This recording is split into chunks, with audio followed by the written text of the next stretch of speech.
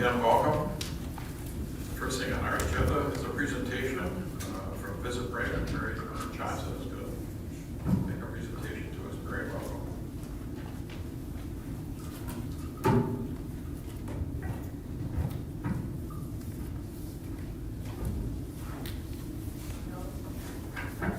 Well, good evening, everybody. My name is Mary Devine Johnson. I'm the Executive Director for Visit Brainerd. As part of the contract agreement that we negotiated with the City of Baxter earlier this year, we were asked to come back prior to December 1st each year to present a preliminary budget and plan for the upcoming year. And so that's what this presentation is going to be. We'll go ahead and get started. I don't need to read to you. You have in your packet, some of the challenges that destination marketing organizations are facing right now that we're constantly taking into consideration is the changing landscape of our communities and the roles of organizations like ours in destination marketing and tourism marketing. One thing too that is interesting to note is that we continue to get feedback from state and national organizations to take into consideration DEI, adaptability, making suggestions to the cities and the counties that we work with to take those things into consideration when considering the visitor economy. So I just wanted to mention that from a larger planning perspective. The biggest challenges for organizations like the size of Visit Brainerd Baxter is the size of our budget and the size of our staff. So we're constantly trying to be good stewards of the tax dollars that are coming in and then run very lean from an operations standpoint. We know that purchasing tools to measure ROI are necessary, but they're often expensive. And so that's one of the things that I wanted to talk about tonight that was part of our conversations earlier this year.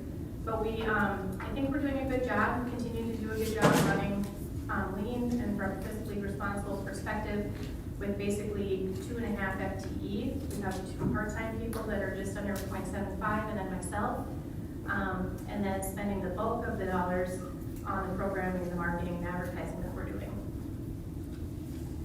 So this last year has been really kind of fun and exciting from a Visit Brainerd perspective.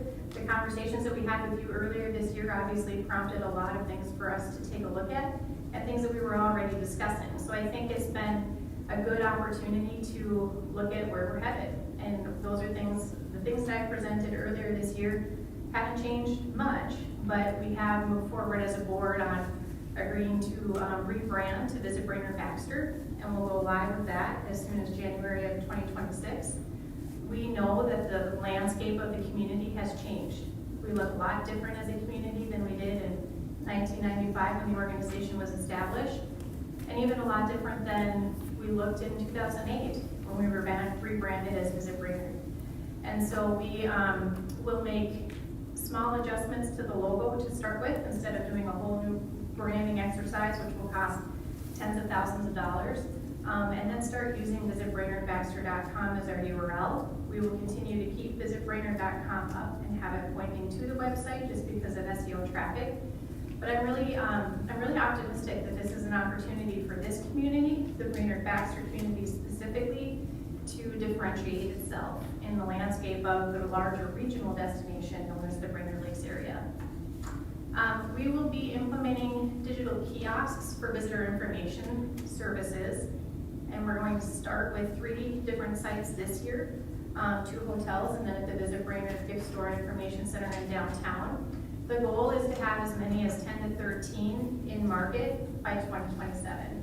What that looks like is if we're getting the kind of engagement numbers that we're hoping for, that it would be worth the investment to literally have physical kiosks that are primarily fed by website content in all of the hotels, and then look at other key locations across the community where we know there's high visitor traffic.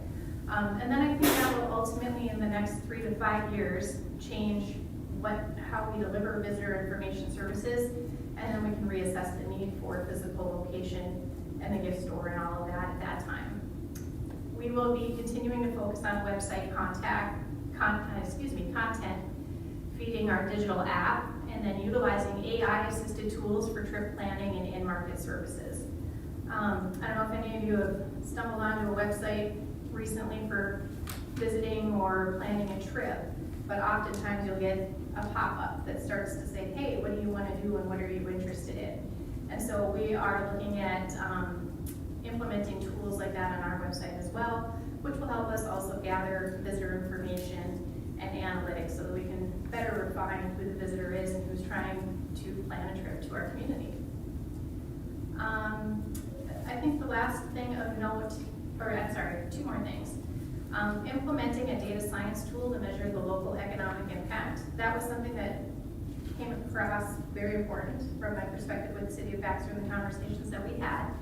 We did have conversations with 3 different organizations on how best to do that from a visitor economy standpoint. The first company we talked to is called Tourism Economics, and they actually do the economic impact study for the state of Minnesota each year. And they only bring the information down to a county level. And the feedback that I got was that it's really important to have it at a municipal level.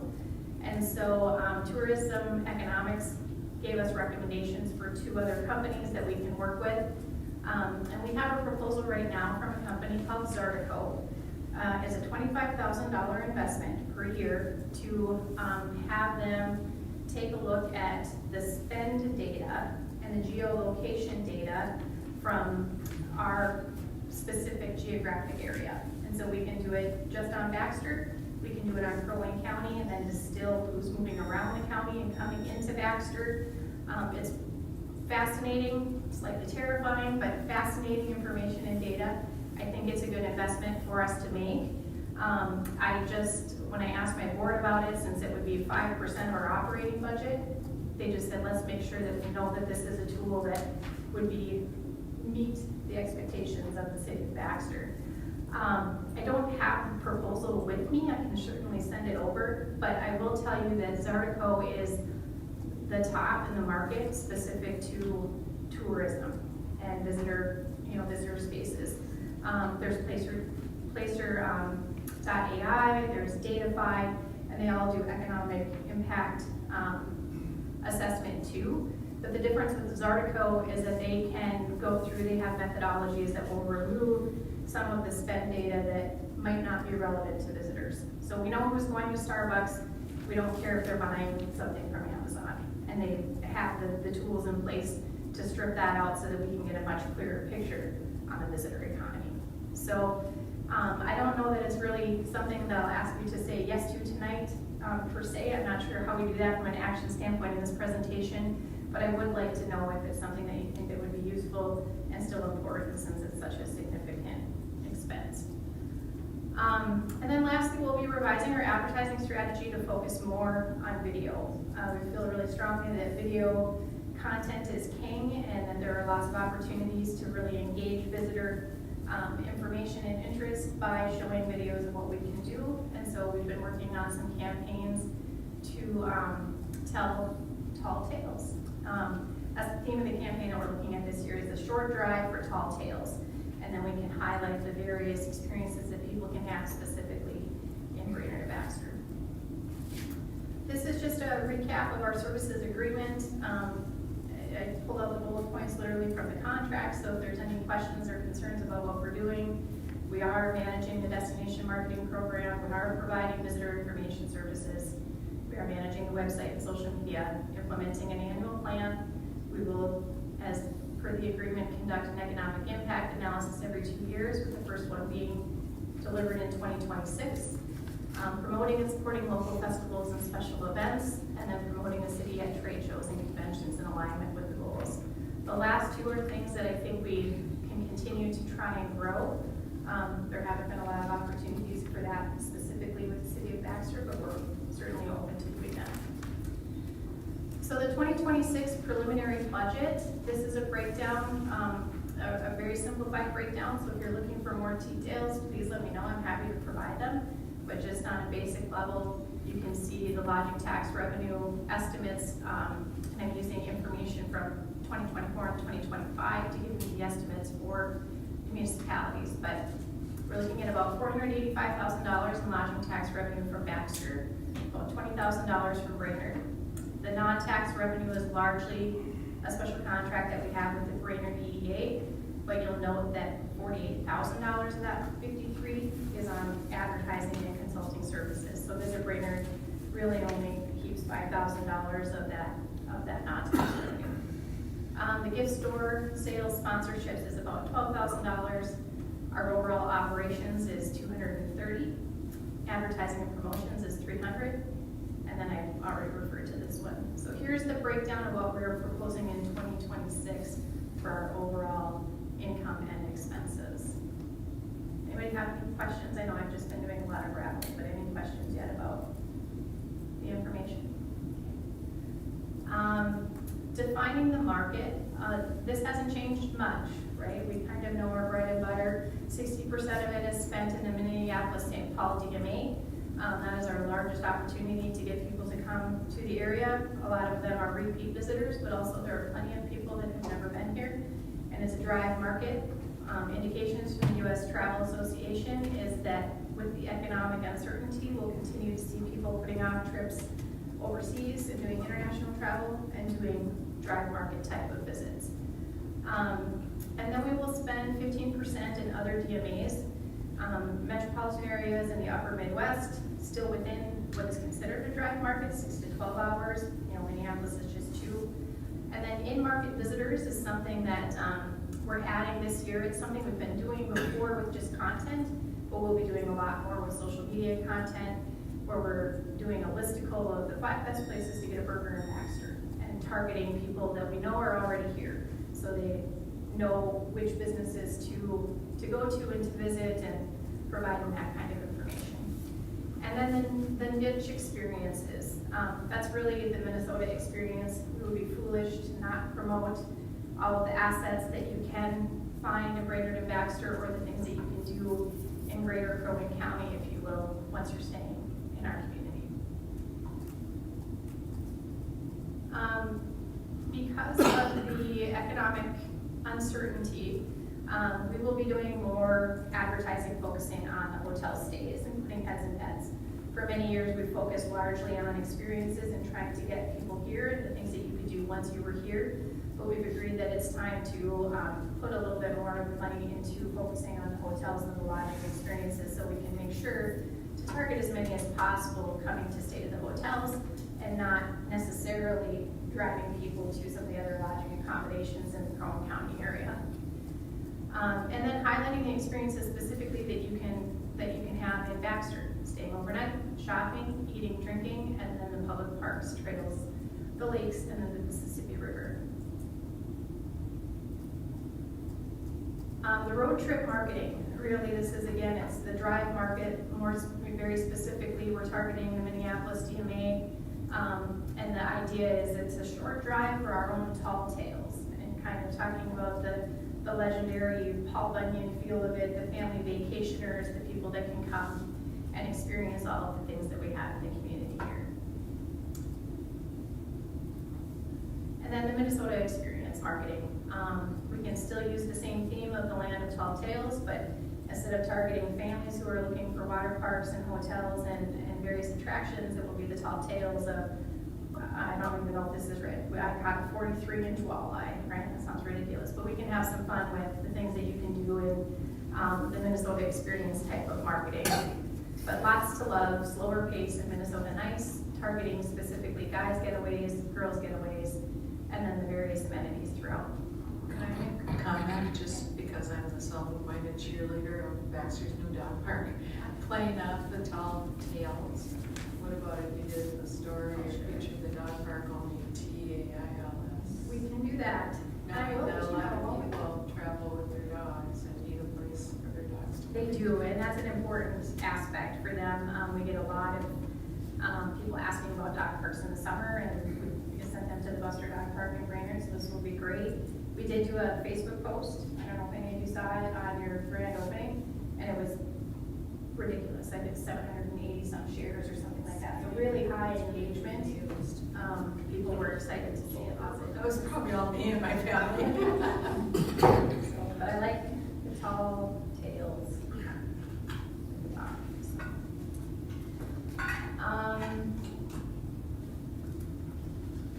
And then I've already touched on this a bit, but the in-market marketing, the things to do here. that we can talk specifically about in our kind of urban experience that is Brainerd and Baxter, which is so different than what people are experiencing at the outdoor destination, and the things that we know people drive off the lake to come into town to do.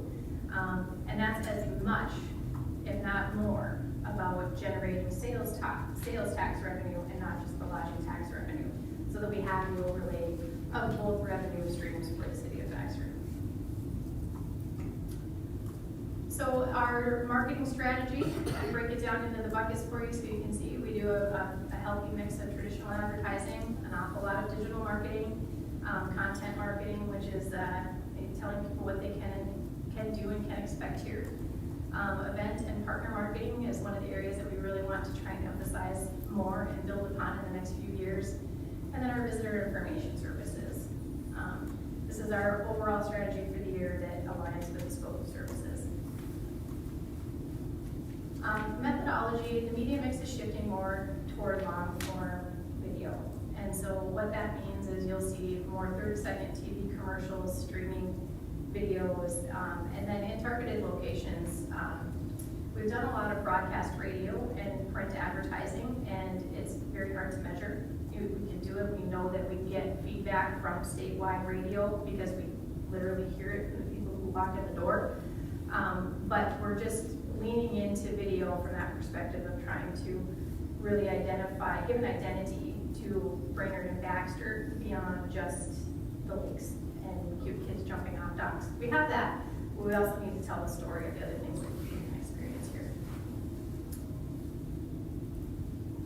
So here is the breakdown. I know this is a little hard to see, but we'll do 17% of the overall budget on online advertising, 9% on print advertising, 35% in TV, which is both linear and streaming TV, 5% in radio ads, 10% in maps and guides. Oh, I think I'm off here, missed one. Promotion and events is 5, radio is 10, our print materials is 7, and then web services is 17%. Any questions or concerns on any of that? That software you were talking about, is that an annual fee? It is. Maybe $25,000 a year, and then they strongly recommend a $14,000 add-on option, which would give us website attribution. And what that does is it takes all of that to the next level, and it follows the people that visit our website all over. It'll spend 6 months following those people. We can grab that data too.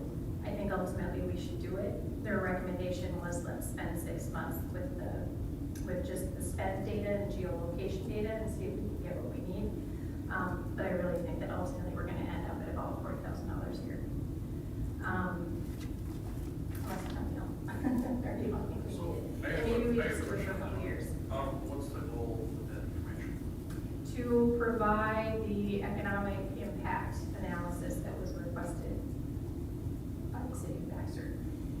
We want to know who the visitors are, where they're coming from, where they're going, and what they're doing when they're here.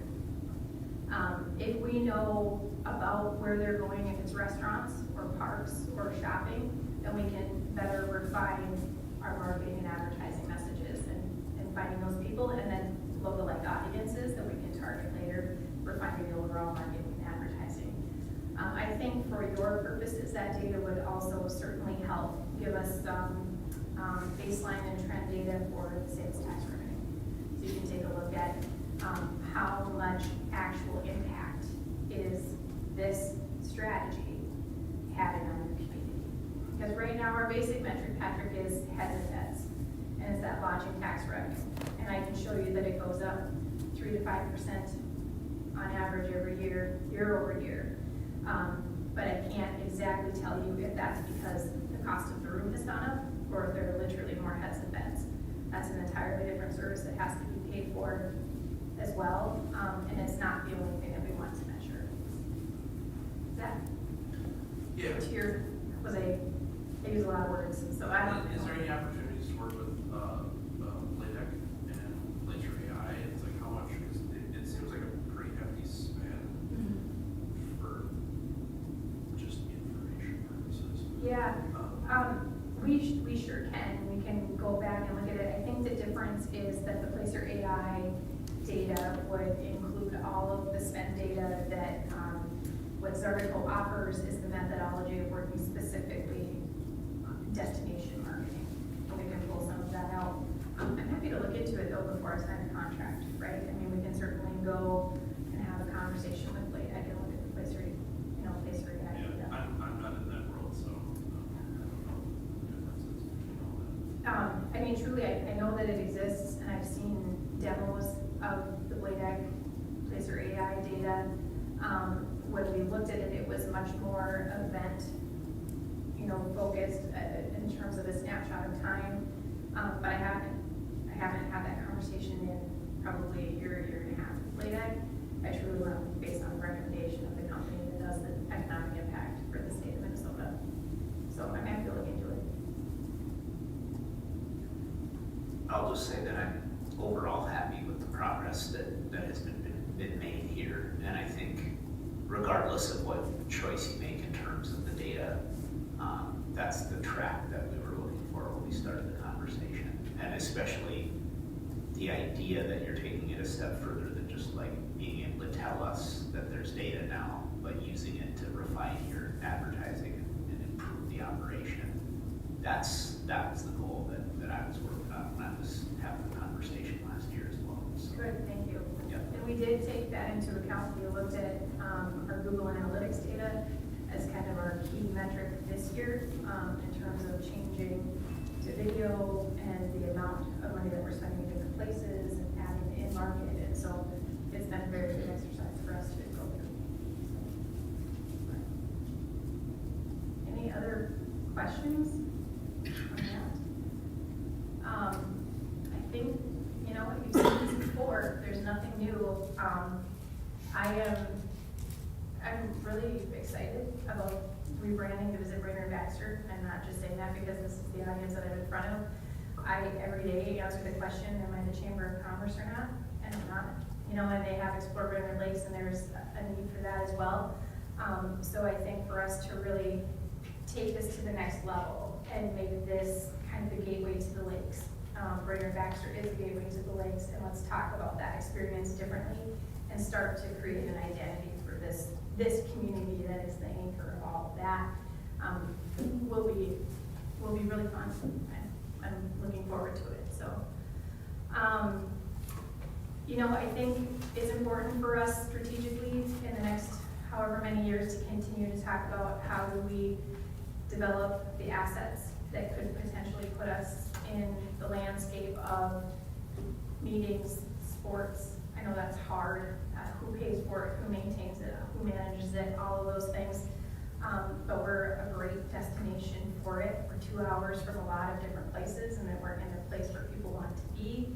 And so that's something that I'll just plant that seed every time I get the opportunity. How do we have a 10 or 20-year plan to look at some of the assets that might really take us to the next level as a destination? And I think that's about it, other than thank you. Well, I guess, defining success. Increased lodging tax revenue, increased sales tax revenue, increased city name recognition, increased partnership with more businesses and people that know who we are and what we do. And then if you have anything else, how would you define success for Visit Brainerd Baxter going forward? But we appreciate it. We appreciate the partnership. We've enjoyed working with the city for as many years as we have. I really appreciate the exercises that we went through earlier this year. Not gonna lie, at times they were a little terrifying and painful, but we got there. I think we're doing well. I hope to continue to meet your expectations. I just want to have the conversations and know how to best serve, the purposes that you have, while still keeping in mind that my job is still mostly to get the visitor to come here at the end of that. So, are there any other questions or comments? Council, any questions? I don't have a question, but I got a comment. I do, as I was reading through in advance here, the develop micro media and sports market, not necessarily sports, but as my work on the Minnesota Brewers Guild Board of Directors, it's been a real challenge trying to put together larger events in greater Minnesota, specifically Duluth, because their hotels are so expensive. And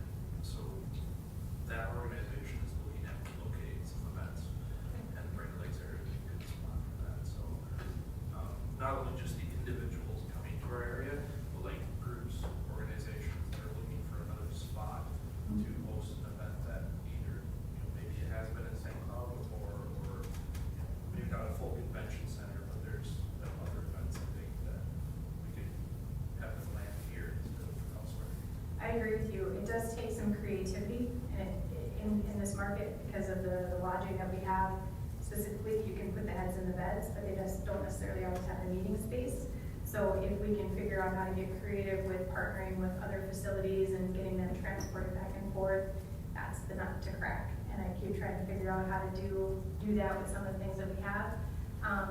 But we'll just keep working at it because it, you know, I mean, the landscape changes all the time, and there are more and more places that we have that are assets to the community, so. Just to circle back on, do you want me to come back to you with information on Placer.ai, or are you comfortable with me making the decision to move forward, knowing that it's going to be a chunk of the budget? I mean, not a huge chunk, right? I mean, but it's significant. I just am looking for some direction from you on that. Or do you just want me to go with who I think is best? I'm comfortable, yeah. Sorry. No. I'm comfortable with that. Just keep us informed via email or. Sure. And it may be the kind of thing where it could be a 2-year, right? We get the economic impact statement and study that we need for 2026, and then we can take a period of time off, or we find a different tool in the meantime. But I spent quite a bit of time talking to other DMOs and organizations and talking to these vendors, and this is the one I feel most comfortable with. So, Okay. anything else? Anybody in the audience have a question here for Visit Brainerd? Well, thank you very much. Yeah, so approved? Do I get to just keep going on? Yeah, the contract says just for review and comment, and so. Okay. All right, very good. Thanks for your time. I appreciate it. Thank you. Yeah, thank you.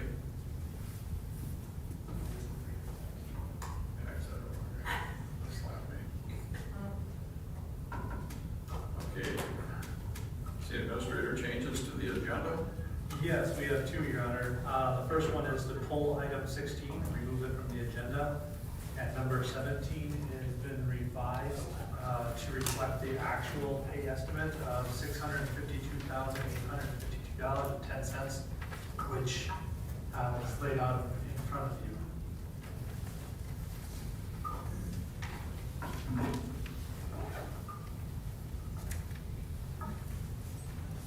Okay, well, thank you.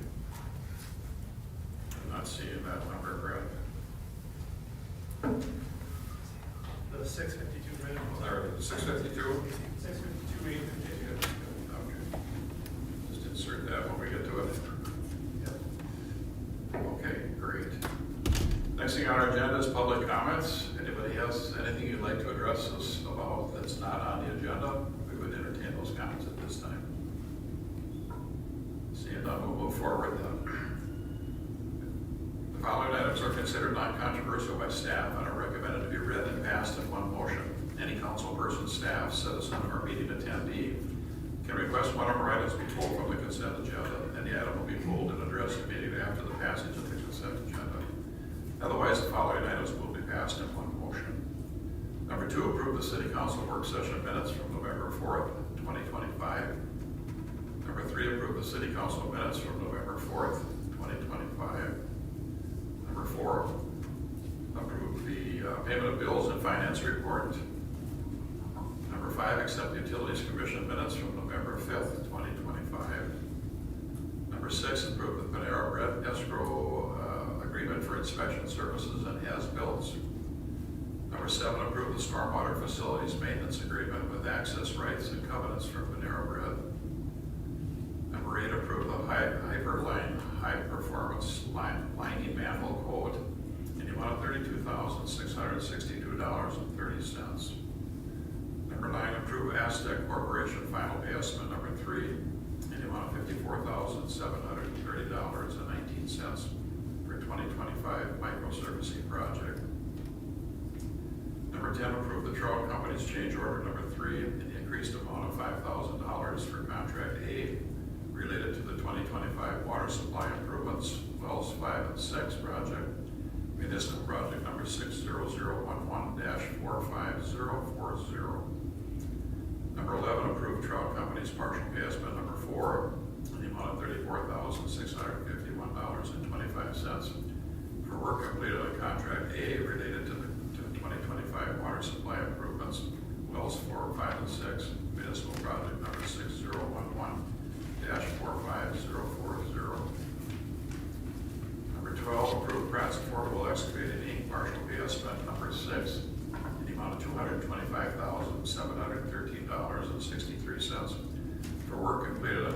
Contract B related to the 2025 water supply improvements, wells 5 and 6, municipal project number 6011-45040. Number 13, approve Brad's Portable Excavating final pay estimate number 6 in the amount of $10,025.70 for the 2024 County State Aid Highway 77 Utility Improvements Project, Municipal Project 4118. Number 14, approve the Anderson Brothers Construction Change Order number 4 to the increased amount of $23,341.29 for the 2025 Commercial Full Depth Reclamation Improvements Project, Municipal Project number 4425. Number 15, approve the Anderson Brothers Construction partial pay estimate number 2 in the amount of $146,097.26 for the 2025 Commercial Full Depth Reclamation Improvements Project, Municipal Project number 4425. Number 17, approve the JR Furchie Pay partial pay instrument. I gotta get my right numbers here now. In the amount of $652,852.10 for the Stormwater Improvements Project, Municipal Project number 4135.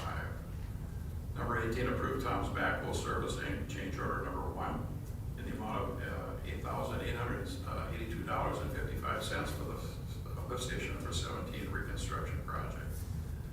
Number 19, approve Tom's Backhoe Service final pay estimate number 3 in the amount of $15,632.55 for the lift station number 17 reconstruction project, contingent on receiving a project closeout documents. Number 20, approve the excavating stormwater pond tree planting quota for $27,000. Number 21, adopt resolution 2025-096, accepting a donation from Quick Trip. Number 22, accept planning and zoning commission minutes from November 12th, 2025. 23, adopt resolution 2025-090, approving variance to allow 4 parking stalls within the required 10-foot setback to the rear lot line for property located at 7837 Excelsior Road. Number 24, adopt ordinance 2025-012 and resolution 2025-091 and 2025-092, rezoning property from RS to R1 and approving the preliminary and final plat of West Whipple Shores First Addition to Baxter for property located at 14548 Red Sequoia Drive. Number 25, adopt resolution 2025-095, approving a conditional use permit allowing an accessory apartment for property located at 5257 Cedar Hill Lane. Mr. Mayor, could you pull number 25? Number 26, adopt resolution 2025-093 and 2025-094, approving the preliminary and final plat of Costco Second Edition and conditional use permit for a drive-through restaurant and amended joint access for property located west of 13692 Elder Drive. Motion to pass the consent agenda. Motion by Cross. Second. Second by Tabit. All in favor? Aye. Hold number 25. Yeah, just a quick question, fully intending to move to approve it, but I was curious looking through the minutes on it. I just wanted to check in on ADUs and the question around the door. Just more of a curiosity about our code without having had time to fully research it. Is there a requirement that having an ADU cannot have its own entrance the way we have things set up? Right, it's in the definitions of the difference between multifamily and single family. Okay. And so that's where that came from. It's basically the idea of having a floor plan and the entire setup of the accessory apartment unit is that it's integral and part of the house. So if you have, and the apartments are defined by having kitchen, bathroom, and sleeping facilities. So since there's 2 sets of those within the same house, and this one of which being the apartment they've asked for, requires the CUP. By having the separate entrance, you get into the multifamily definition for 2-family, which is why we asked for the door to be switched to a window, which the applicant was comfortable making the change. Okay, and that was actually pushed through as a request from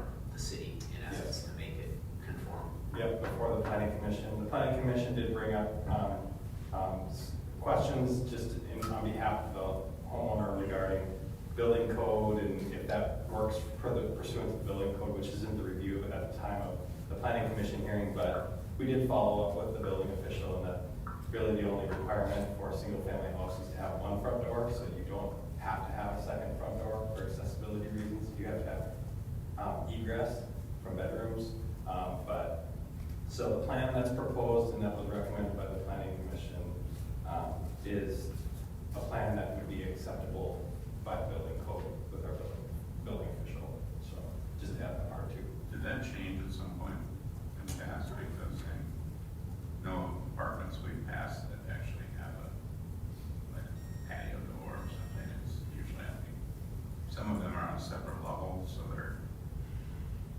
Within single family? Yeah, I'm not familiar when it would have changed, but we did some pretty major rewrites to the zoning ordinance in 2013, 2014, 2015, within those timeframes, so that could have been when some definitions changed.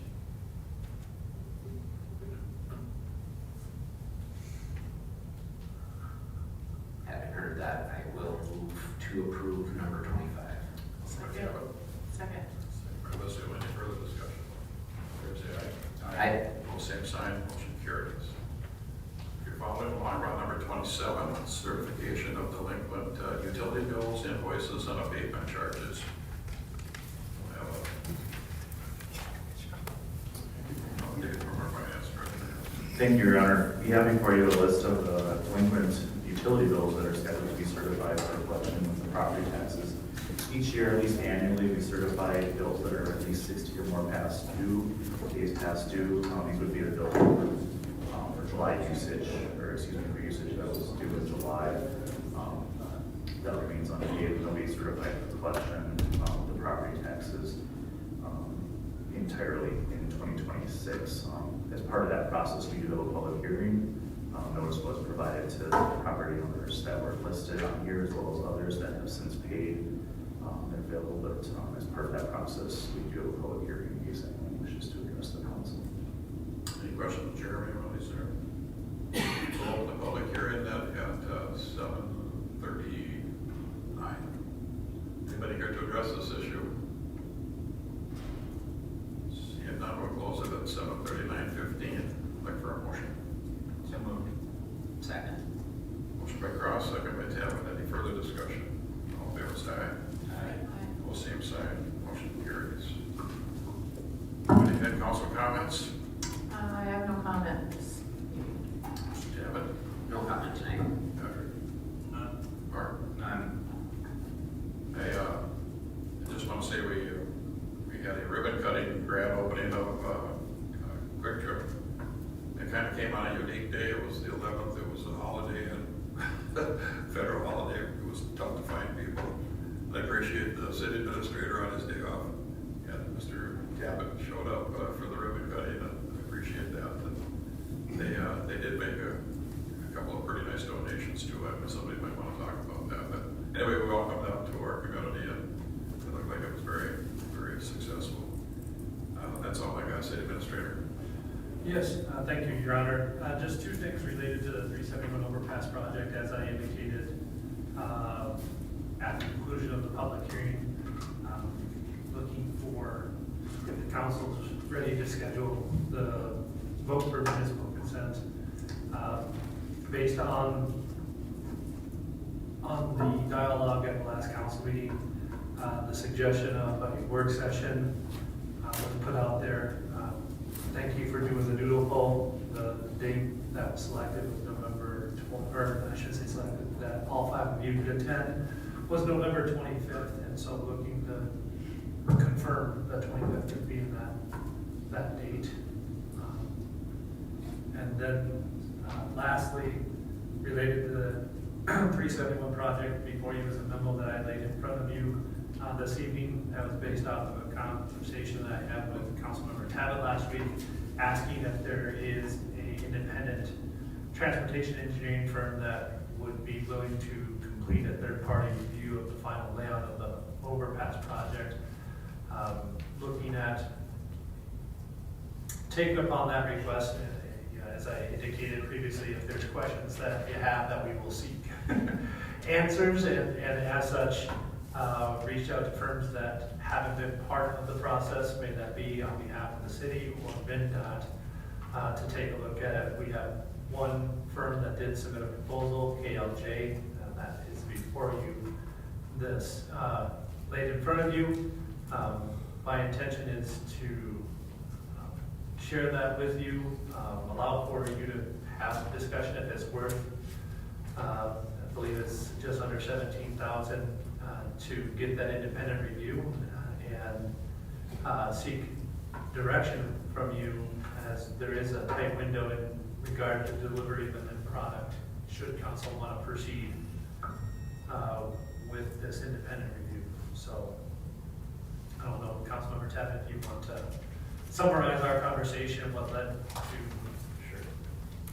Yeah, I didn't have a whole lot to add, but I guess just, I know every one of us is getting plenty of input from all corners. One of the pieces of input I received early on in this process was tied to effectively the disagreement that we are seeing between a group of residents and businesses and MnDOT, and finding an alternative way to help solve the problem or come to a solution. It was suggested to me that maybe someone, and the person suggesting it actually mentioned the chamber, should consider a private third-party review. So it kind of inspired me to ask Brad if that was possible, reasonable, feasible, if it could be done, being we are talking about a $58 million project at a price point like this. You're not talking about a huge expenditure compared to the economic impact that such a project would have. So I don't necessarily have strong feelings either way, but as much as I wanted to know, could it be done? Would anybody do it, and what might it cost? This all seems reasonable enough, and again, knowing that it's not our project, and we're kind of in this third-party position ourselves, I'm not necessarily lobbying for the expenditure or against it at this point, but glad Mr. Chapoulis brought it to the table. I think it's worthy of a discussion, and I guess I don't see a terrible downside of having somebody other than MnDOT or the parties that have stated that they are opposed to this design give their input on it from a professional perspective. I would agree with that. The only thing I see on here is, one thing I'd like to see added to this is asking them if they would not come up with a viable alternative as they're going through it. I mean, basically this is just validating what's been put in front of us. And I guess if they're working through it and they see things that could be improved, I'd like to see something come out of this that, and that I can take a look at and see if we can do some modifications.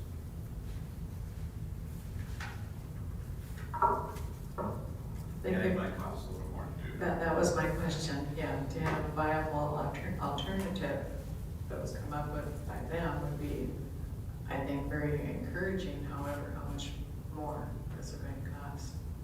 Well, and then on top of that, the additional time, based on the short window, the conversation that I had with all three firms that I reached out is there's been a vetting process where ideas were thrown out, 40-some that got reduced to 5, and the value engineering process. In that context, the question then is it failed? Do we not want to be a guinea pig? And so having that third, or whatever phrase was used, that it's going to fail, it's not going to work. Getting somebody removed from, that's not involved in the project, that has the expertise in transportation engineering, to look at the data, assure that it's being done accordingly, and that it's there, so that we can remove that cloud, per se, in regards to the decision-making. Was kind of where, based on the conversation and knowing the extent of the additional work that would have to be done in a short window of time, really kind of narrowed it down to that scope.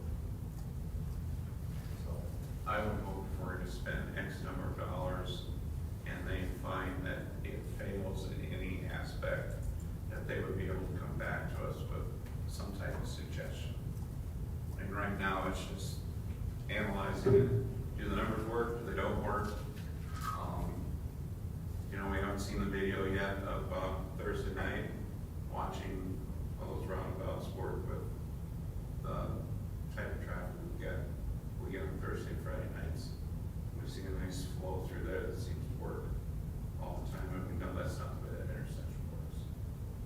So, anticipate that somebody looking at it might be able to come back to us with some potential improvements that might go to satisfying the needs of, you know, our community.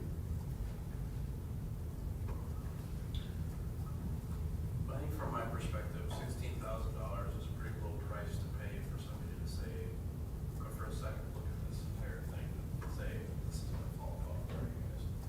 I mean, it's, you know, like, traffic simulations are one thing, but even having two independent traffic simulations come around, I think would be beneficial without any, because MnDOT's been pulling all the information together, and they've based this design on all the information that they've gotten. So to have an independent organization do their own number crunching and look at this design, because that's one of my main concerns. And I've gotten a bunch of examples from MnDOT that I will share with the council, and some of them are, I fired back another set of questions, basically looking at the traffic counts for those, because a lot of those designs have the roundabouts on, at least from a picture or a map view, the roundabouts are on like a very small road. You know, it's like, would those roundabout structures survive with 210 traffic? You know, it's basically removing Excelsior from the question. You're trying to handle 210 and 371 traffic through those lower four roundabouts, and can it handle that? You get one semi or one fifth wheel trailer blocking up one of those circles on a Friday night. What's the whole system look like? So I'd be in favor of this. To have somebody, I mean, yes, another alternate design would be great, but this at least is one step closer to it. Is this gonna completely crash, or what's the percent success rate, as far as, at least gives us another opinion? Will this even work?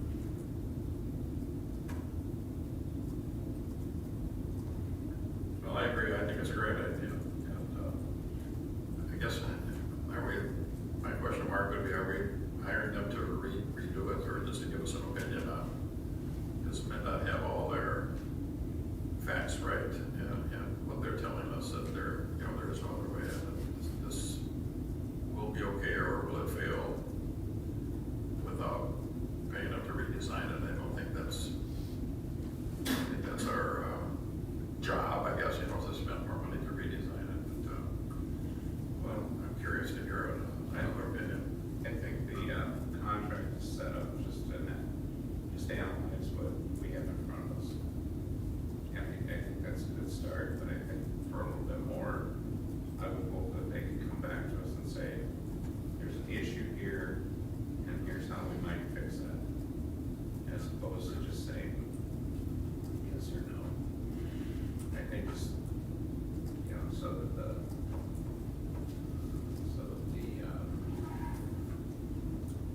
report back to us and gives us something to work with.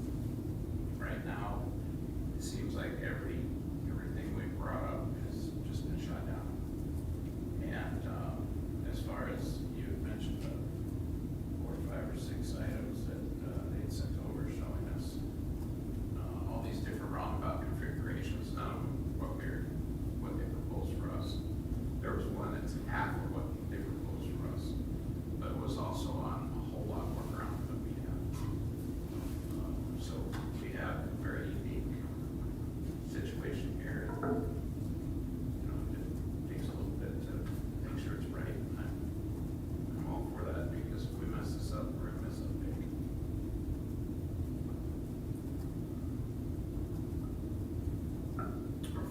council, are we in agreement to spend the money to do something? And I Yes. think we are. And then the fine tuning of what is that something? I'm not real sure that we're all on the same page there. That maybe throw out, I hadn't thought through, the conversation Brad and I had was very surface level. It was, can somebody look at it? So I think that's a fair point of, maybe, so at 16 and change, we have a confirmation or denial of this plan has checked all the boxes that a good engineering firm should check. I would be okay with the concept of like giving Brad permission to say up to $25,000 maximum, so that we don't have to spend another 2 weeks waiting to come back, and we don't really have time for that. To say if they can, I think it's, to Mr. Cross's point, like, as they're checking these boxes, if they see one that is not getting checked, it shouldn't take another $25,000, $30,000 for them to at least say, and there's a solution that we can logically come up with, or could be further explored by someone else, because it's not our job to pay for design in this project. That's one thing I feel like I think we should make clear to them. Just generally speaking, this would be above and beyond our bare minimum duties, and I think we're doing something for the public good here that we, as a city, are not obligated to do at all. And that, like, I don't want to get into doing MnDOT's job for them there either. Yeah, no, understanding in that context, going in and exploring those alternatives, this consultant will have time invested into laying that out, doing modeling, things like that, for them to be comfortable in recommending it. So they're gonna have to vet that out too. So I'd be cautious to say it's only gonna be a few $1,000s more. I think it'll be a lot more than that. Just my reaction or opinion in that regard.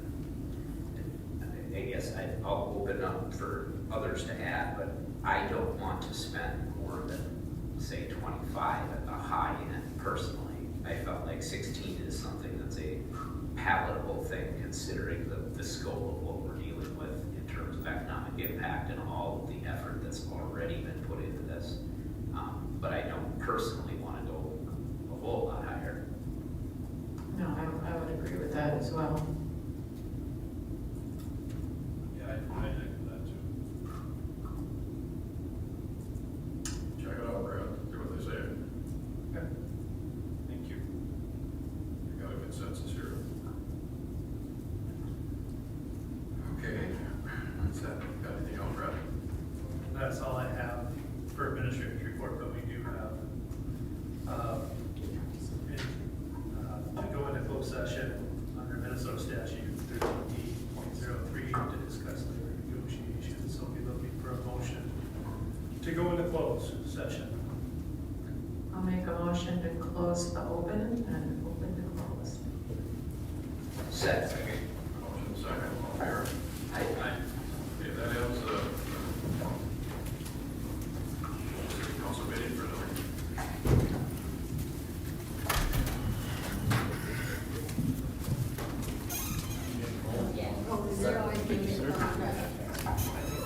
Don't join the crowd.